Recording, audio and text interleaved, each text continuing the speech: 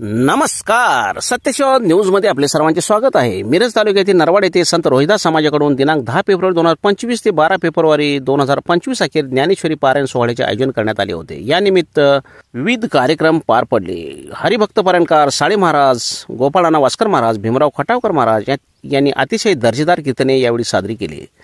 सरस्वती महिला बहिणी मंडळानेही अतिशय दर्जेदार यावेळी हरिपाठाचे सादरीकरण केले। दरम्यानच्या काळात 11 फेब्रुवारी 2025 रोजी सिद्धू कदम यांच्या सोंगी भजनाने उपस्थित रसिक श्रोत्यांची मने जिंकून घेतली।